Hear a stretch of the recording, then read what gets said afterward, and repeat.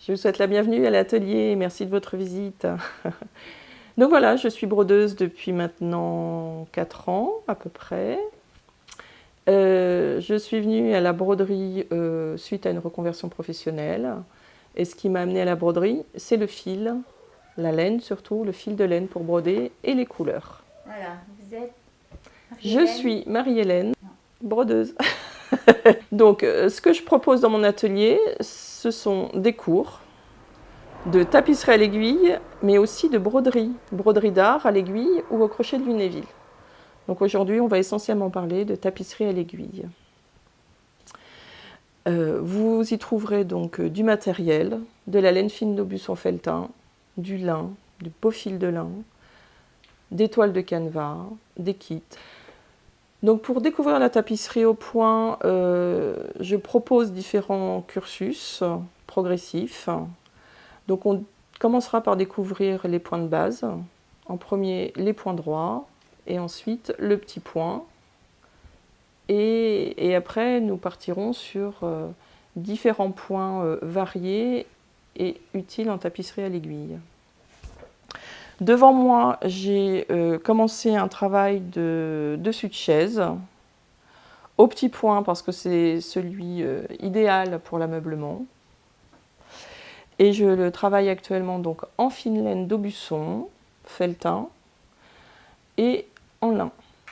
Donc il existe différentes tapisseries. On entend beaucoup parler de tapisserie d'Aubusson. Effectivement, ce sont des tapisseries murales, souvent, qui sont travaillées sur des métiers de basse lisse par des lissiers.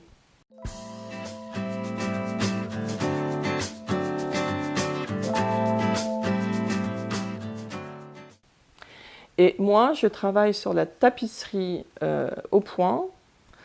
Donc bien faire la différence, moi je travaille déjà sur une base qui s'appelle le canevas. Mais j'utilise les bonnes techniques de point et de travail. C'est l'essentiel, avec des belles qualités de fil. Le point commun entre ces deux types de tapisserie, il y en a deux, c'est la laine et le carton. Que ce soit la tapisserie de basse lisse ou la tapisserie à l'aiguille, on partira toujours d'un carton peint par un peintre cartonnier, c'est-à-dire en aplat de couleur. Donc, je vais vous parler du carton, le point de départ de la tapisserie à l'aiguille, aussi bien que de la tapisserie de basse lisse. Donc là, c'est un exemple de manchette de fauteuil, d'un accoudoir, si vous voulez. Je vais vous expliquer comment on reproduit un motif sur la toile de canevas.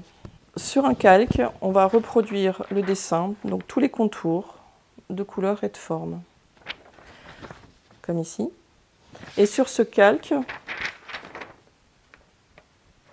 je viendrai poser le canevas Pénélope. Et par transparence, je vais reproduire de nouveau tous les contours. Donc j'obtiendrai donc un canevas peint que je vais pouvoir peindre avec de la peinture acrylique, afin de créer un modèle. Et voici le résultat final. Donc là, je n'ai pas choisi ni les points ni la toile par hasard.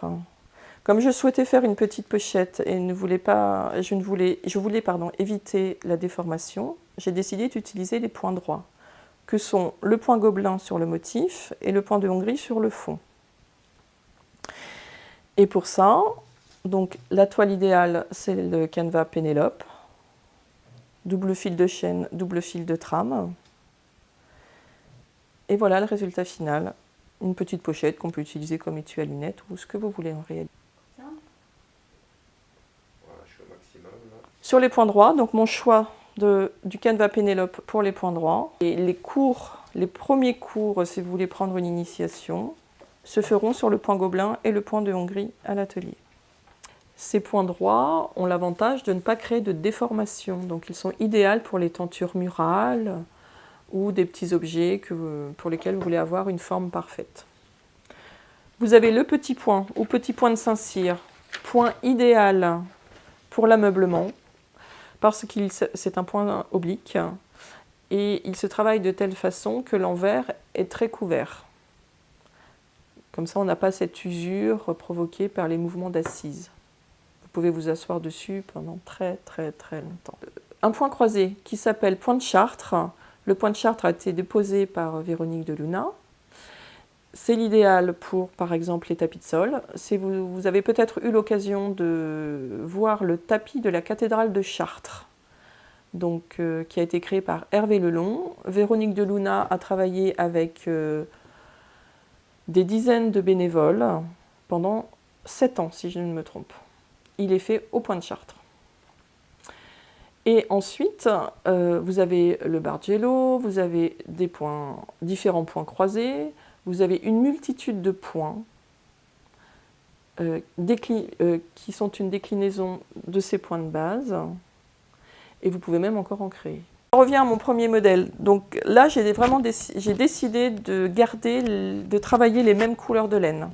Même si ma palette de couleurs, qui est quand même très large, me permet de trouver la couleur exacte, parfois, il y a des petites nuances qui jouent, et à ce moment-là, je ferai appel au chiné.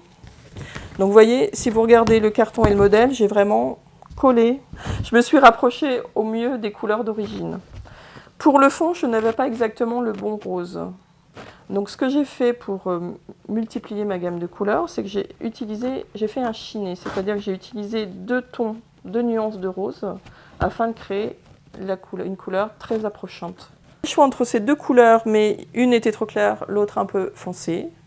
Donc l'idéal, c'était d'utiliser 2 brins de chaque afin d'obtenir ce chiné sur le fond en point de Hongrie. J'ai la chance d'avoir eu l'autorisation de travailler avec la gamme de couleurs de Véronique de Luna, qui l'a développée elle-même avec Hervé Lelong, le peintre cartonnier, en fonction de leurs besoins.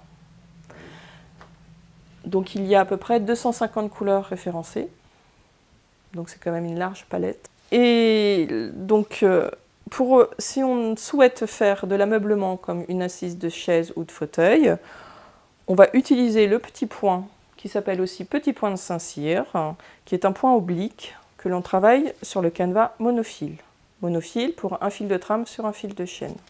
Donc actuellement, voilà le projet que j'ai commencé il y a assez longtemps parce que je travaille peu dessus, mais c'est pour recouvrir cette petite chaise qui est là. Donc vous voyez bien les contours de la chaise. Donc ce travail est fait en lin et laine. Donc j'ai créé moi-même le motif dans le style de la chaise, dans des coloris céladon et forêt. Donc avec la gamme de couleurs de Véronique de Luna pour la laine et le lin. Ma tapisserie est montée sur un métier. C'est un métier à broder. C'est indispensable pour travailler. Que vous fassiez du point de croix, de l'ardangueur, du lunéville, vous devriez toujours être installé de cette façon, sur un métier.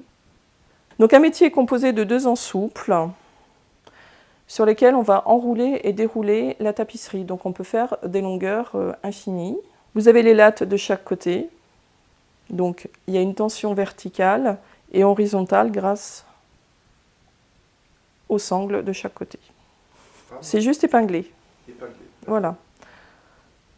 Donc tout ça, c'est ce que l'on apprend aussi en cours, le montage du métier, c'est très important. Il faut vraiment que la matière d'œuvre soit bien tendue pour avoir un beau résultat. Et le fait de travailler aussi sur des métiers à tisser me permet de travailler avec mes 2 mains. Et en travaillant avec ces 2 mains, on obtient un travail beaucoup plus régulier,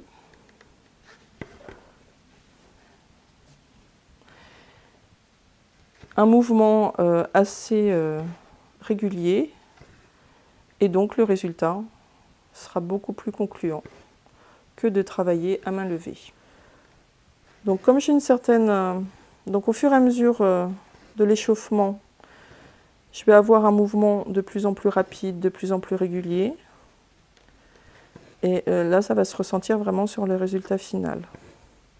Donc là, je travaille avec la laine. C'est un point fantaisie, c'est un point mosaïque inversé.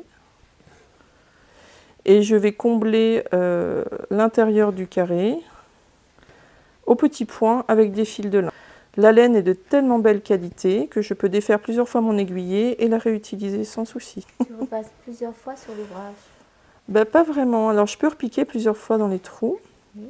C'est toute la technique du point. De préférence, je ressortirai mon aiguille toujours d'un trou vide vers un trou plein, quand c'est possible. Il y a quelques cas particuliers, bien sûr. Là, toi, là, je suis obligée de partir d'un trou plein. Là aussi.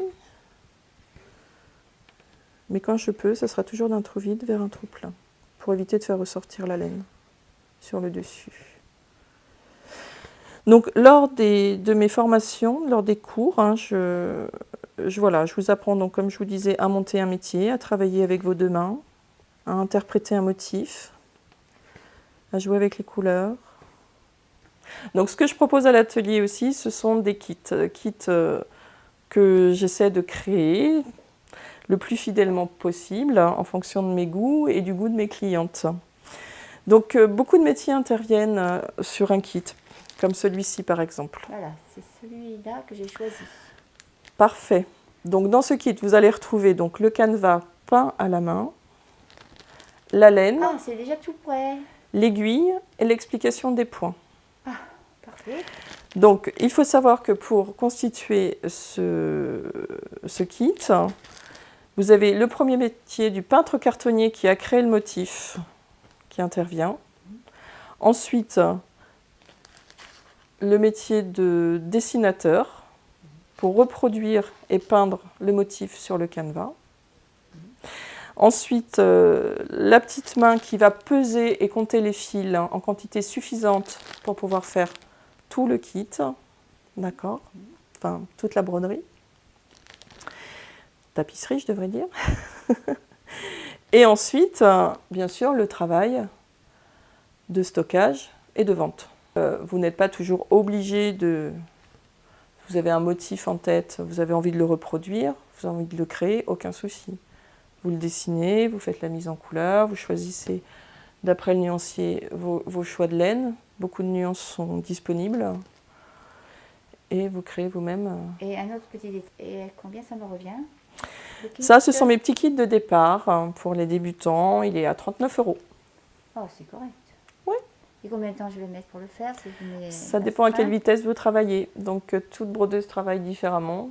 En général, de votre côté, mais là, pour ce modèle-là, il faut compter... petite journée? Je dirais une bonne dizaine d'heures. Pas mal. Et je transplante mon aiguille pour aller à l'envers. Et de l'autre, je continue ainsi de suite au petit trou qui arrive ici. Avec la main gauche, je l'enfonce. Avec la main droite, je tire. Pas trop, puisque sinon, ça va être trop serré. Et là, le petit souci, c'est les deux fils de la trame qui sont un peu serrés. Donc, avec la pointe de l'aiguille, le fil de chaîne, pardon, je l'écarte et me voilà au millimètre près entre les deux fils de chaîne. C'est ça. J'ai ma professeure qui est à côté de moi, qui me stimule pour suivre un enseignement, un petit stage de 10 jours peut-être bien pour apprendre la totalité des points